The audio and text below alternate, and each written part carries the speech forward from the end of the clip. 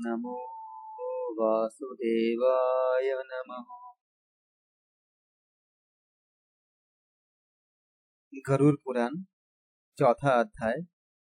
प्रस्तुत करता योगाचार्य सूर्यकांत दत्ता। नरक प्रदान करने वाले पाप कर्म। गरुड़ जी ने कहा, हे केशव, किन पापों के कारण पापी मनुष्य यमलोक के महामार्ग में जाते हैं और किन पापों से वैतरणी में गिरते हैं तथा किन पापों के कारण नरक में जाते हैं, वो मुझे बताइए।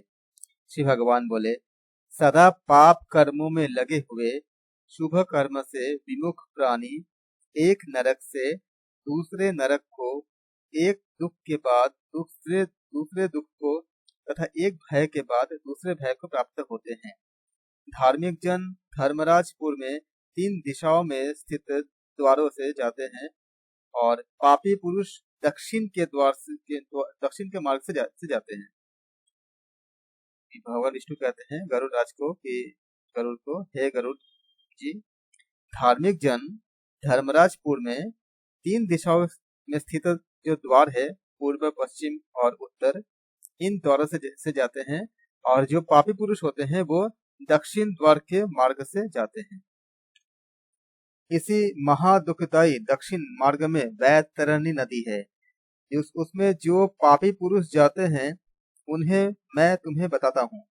जो ब्राह्मणों की हत्या करने वाले, सुरापान करने वाले, गोधाती, बाल हत्यारे, स्त्री की हत्या करने वाले, गर्भपात करने वाले और गुप्त रूप से पाप करने वाले हैं, जो गुरु के धन को हरण करने वाले, देवता अथवा ब्राह्मण का धन हरण करने वाले, स्त्री द्रव्यहारी, बाल द्रव्यहारी, जो ऋण लेकर उसे न लौटाने वाले, धरोहर का अपहरण करने वाले, विश्वासघात करने वाले, विषान्न देकर मार डालने वाले, दूसरे के दोषों को ग्रहण करने वाले, गुणों की प्रशंसा न किसी के गुणों की प्रशंसा न करने वाले, गुणों के साथ ठाह रखने वाले, नीचों के साथ अनुराग रखने वाले, मूढ़ सत्संगति से दूर रहने वाले, जो तीर्थों, सज्जनों, सत्कर्मों, गुरुजनों और देवताओं की निंदा करने वाले, पुराण, वेद, मीमांसा, न्याय और वेदांत को दूषित करने वाले होते हैं। दुखी व्यक्ति को देखकर प्रसन्न होने वाले, प्रसन्न को दुख देने वाले, दुर्वचन बोलने वाले तथा सदा दूषित चित्त वृत्ति वाले हैं। जो हितकर वाक्य और शास्त्रीय वचनों को कभी न सुनने वाले, अपने को श्रेष्ठ समझने वाले, घमंडी, मूर्ख होते हुए भी अपने को विद्वान समझने वाले तथा अन्य बहुत पापों का अर्जन करने वाले अधर्मी जीव होते हैं, वो रात दिन रोते हुए यम मार्ग में जाते हैं। यमदूतों के द्वारा पीटे जाते हुए वे पापी वैतरणी की ओर जाते हैं और उसमें गिरते हैं। ऐसे में उन पापियों के विषय में मैं तुमको बताता हूँ। ऐसा भगवान विष्णु गरुड़ जी को कहते हैं। जो माता पिता, गुरु, आचार्य तथा पूज्य जनों को अपमानित करते हैं, वे मनुष्य वैतरणी में डूबते हैं। जो पुरुष पतिव्रता, सच्चरित्र, उत्तम कुल में उत्पन्न, विनय से युक्त स्त्री को द्वेष के कारण छोड़ देते हैं, वे वैतरणी में पड़ते हैं। ऐसा भगवान विष्णु गरुड़ जी को बता रहे हैं। जो हजारों गुणों के होने पर भी सत्पुरुषों में दोष का आरोपण करते हैं और उनकी अवहेलना करते हैं, वे वैतरणी में पड़ते हैं या गिरते हैं। वचन दे करके जो ब्राह्मण को यथार्थ रूप में दान नहीं देता और बुला करके जो व्यक्ति नहीं है ऐसा कहता, वे दोनों सदा वैतरणी में निवास करते हैं।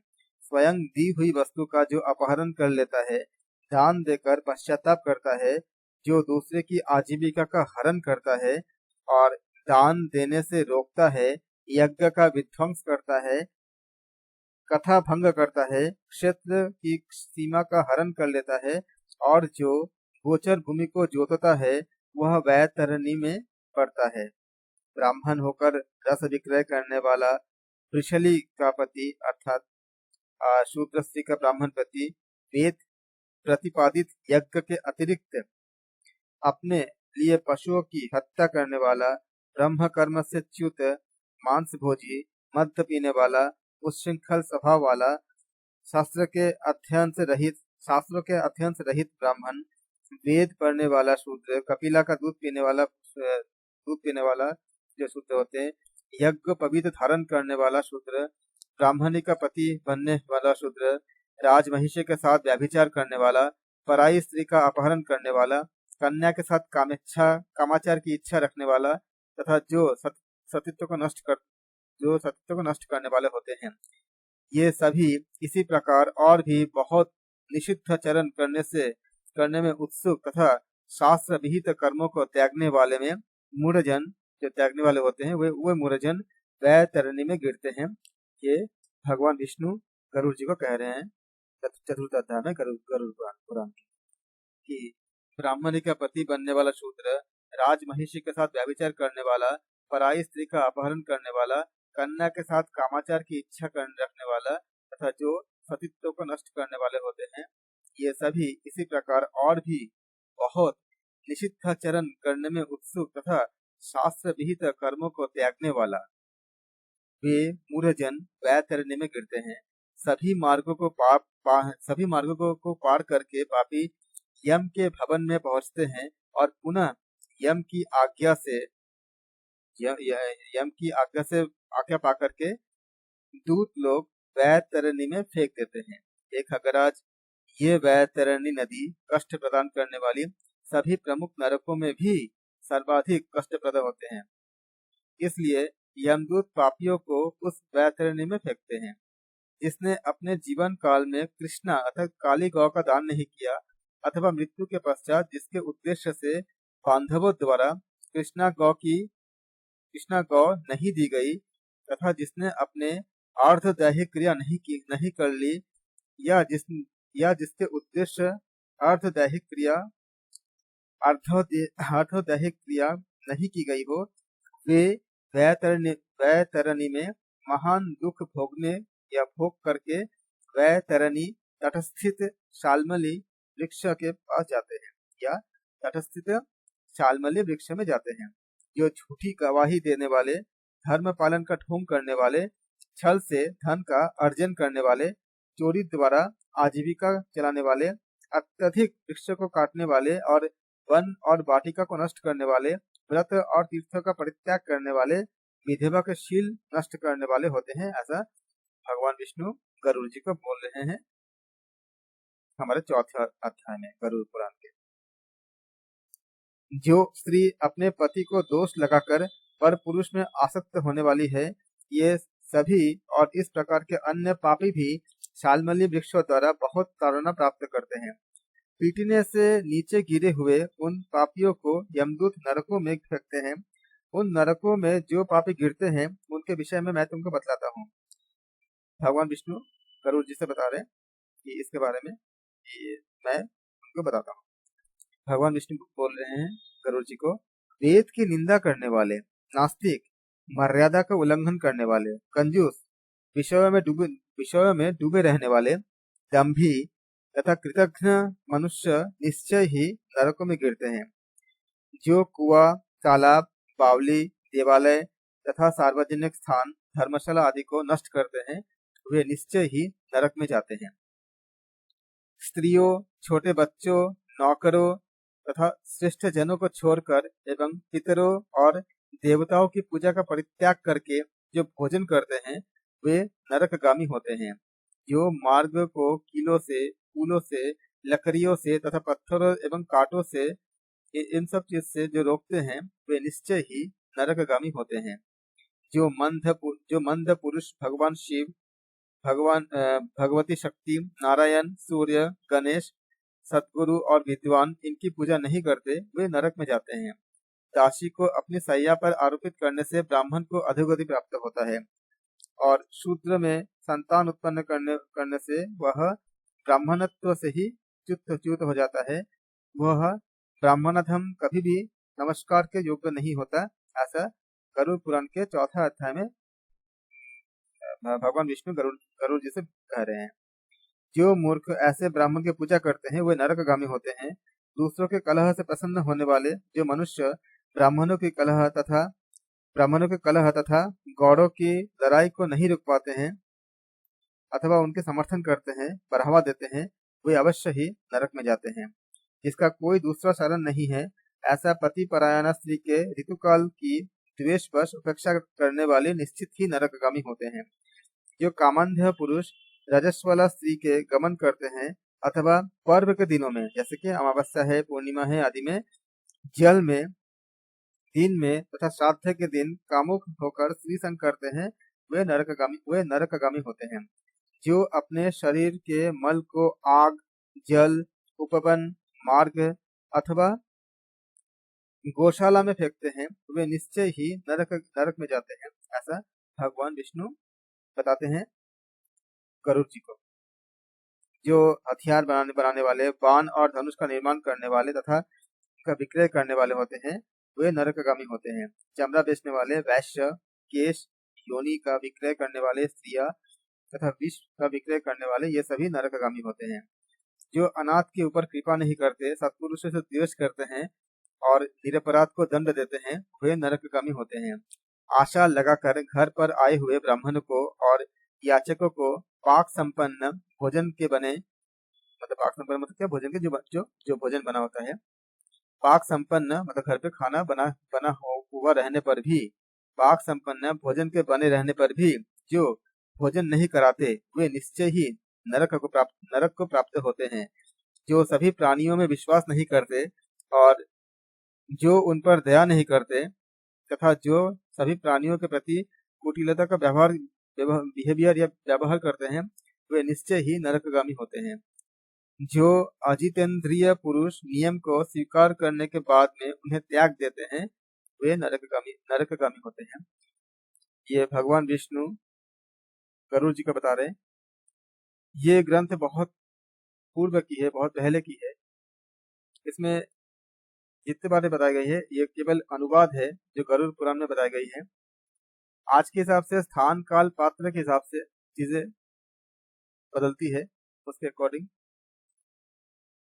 हमें प्रस्तुत समय के अनुसार जो बदलाव आवश्यक है, उसको हम अपने समाज में स्थान, काल, पात्र के हिसाब से हमें अपने विवेक से हम उसको एक्सेप्ट करते हैं। जो बातें बताई गई है गरुड़ पुराण में, उसका अनुवाद बता रहा हूँ। ये अनुवाद है इसका। जो जो अ, अ, अ, जो अजितेंद्रिय पुरुष नियमों को स्वीकार करने के बाद उन्हें त्याग देते हैं, वे नरकगामी होते हैं। जो आध्यात्म विद्या प्रदान करने वाले गुरु को नहीं मानते और जो पुराण वक्ता को नहीं मानते, वे नरक में जाते हैं। जो व्यक्ति मित्र से द्रोह करते हैं, जो व्यक्तियों की आपसी प्रीति का भेदन करते हैं तथा जो दूसरे की आशा को नष्ट करते हैं, वे निश्चय ही नरक में जाते हैं। ऐसा भगवान विष्णु बता रहे हैं गरुड़ जी को चैप्टर 4 में। विवाह को भंग करने वाले, देव यात्रा को में विघ्न करने वाला, श्लोक नंबर 50 में हमने पढ़ा अभी हमने कि जो व्यक्ति मित्र से द्रोह करता है, जो व्यक्तियों की आपसी प्रीति का भेदन करते हैं तथा जो दूसरे की आशा को नष्ट करते हैं, वे निश्चय ही नरकगामी होते हैं। श्लोक नंबर 51 में बता रहे हैं कि विवाह को भंग करने वाले, देव यात्रा में विघ्न करने वाले तथा तीर्थ यात्रियों को लूटने वाले घोर नरक में वास करते हैं, जहां उसका पुनरावर्तन नहीं होता। श्लोक नंबर 51 में जो महापापी घर तथा जंगल में आग लगाता है, यमदूत उसे ले जाकर अग्निकुंड में पकाते हैं। ऐसा 52 में बताया गया श्लोक नंबर 4 अध्याय के। इस अग्नि से जले हुए अंग वाला वह पापी जब छाया की याचना करता है, तो यमदूत उसे आसीपत्र नामक वन में ले जाते हैं और जहां तलवार के समान तीक्ष्ण पत्तों से उसके सब अंग कट जाते हैं। तब यमदूत उससे कहते हैं, रे पापी, शीतल छाया में सुख की नींद सो जाओ। ये श्लोक नंबर 54 है। जब वह प्यास से व्याकुल होकर जल पीने की इच्छा से पानी मांगता है, तो दूतों के द्वारा खौलाया हुआ तेल उसे पीने के लिए दिया जाता है। ये श्लोक नंबर 55 है गरुड़ पुराण के। गरुड़ पुराण चतुर्थ अध्याय के श्लोक नंबर 55। श्लोक नंबर 55 ये कि जब वो प्यास से व्याकुल होकर जल पीने की इच्छा से पानी मांगता है तो दूतों के द्वारा उसे खौलता हुआ तेल पीने के लिए दिया जाता है। अगले श्लोक में पानी पियो और अन्न खाओ, ऐसा उस समय उनके द्वारा कही जाती है। उस अति उष्ण तेल के पीते ही उनकी आंतें, पापियों की आंतें जल जाती है और वे गिर पड़ते हैं। श्लोक नंबर 56। इसी प्रकार पुनः उठकर अत्यंत दीन की भांति प्रलाप करते हैं। विवश होकर ऊर्ध्व श्वास लेते हुए वे कुछ कहने में भी असमर्थ होते हैं, कुछ भी कहने में समर्थ नहीं होते। ये श्लोक नंबर 57 था गरुड़ पुराण के चैप्टर 4 के, जो भगवान विष्णु बता रहे हैं गरुड़ जी। हे ताक्ष, इस प्रकार की पापियों की बहुत सी यातनाएं बताई गई है। विस्तार पूर्वक इन्हें कहने की क्या आवश्यकता है। इनके संबंध में सभी शास्त्रों में बताया गया है। इस प्रकार हजारों नर नारी नारकीय यातना को भोगते हुए प्रलय पर्यंत घोर नरक में पकते रहते हैं। उस पाप का अक्षय फल भोग कर पुनः वही पैदा होते हैं और यम की आज्ञा से पृथ्वी पर आकर स्थावर आदि योनियों को प्राप्त करते हैं। वृक्ष, गुल्म, लता, वल्ली, गिरी, गिरिमत पर्वत तथा तृण आदि ये स्थावर योनियां कही गई है। ये अत्यंत मोह से आवृत है। कीट, पशु, पक्षी, जलचर तथा देव, इन योनियों को मिलाकर 84 लाख योनि कही गई है। इन सभी योनियों में घूमते हुए जीव मनुष्य योनि को प्राप्त करते हैं और मनुष्य योनि में भी नरक से आए हुए व्यक्ति चांडाल के घर में जन्म लेते हैं। यहाँ ये कर्म के आधार पे है, जन्म के आधार पे नहीं था। जब ये गरुड़ पुराण के बारे में बताया गया था, वो इंसान के कर्मों के आधार पे जाति का विभाजन था, जन्मों के आधार पे नहीं। ये गरुड़ पुराण के श्लोक नंबर 63 और 64 में बताया गया है, चैप्टर नंबर 4 में। भगवान विष्णु कहते हैं कि जब इन सभी योनि में घूमते हुए मनुष्य योनि प्राप्त करते हैं और मनुष्य योनि में भी नरक से आए हुए व्यक्ति चांडाल के घर में जन्म लेते हैं और उसमें भी रोगग्रस्त जैसे कि कुष्ठ आदि पाप चिन्हों से वे बहुत दुखी रहते हैं। किसी को गलित कुष्ठ हो जाता है, कोई जन्म से अंधे होते हैं और कोई महारोग से व्यथित होते हैं। इस प्रकार पुरुष और स्त्री में पाप के चिन्ह दिखाई देते हैं। इस प्रकार श्लोक नंबर 63-64 खत्म समाप्त होता है। इस प्रकार गरुड़ पुराण के अंतर्गत सारद्वार में नरक प्रद पाप चिन्ह निरूपण नामक चौथा अध्याय हमारा समाप्त होता है। ओम श्री वासुदेवाय नमः। ओम श्री वासुदेवाय नमः।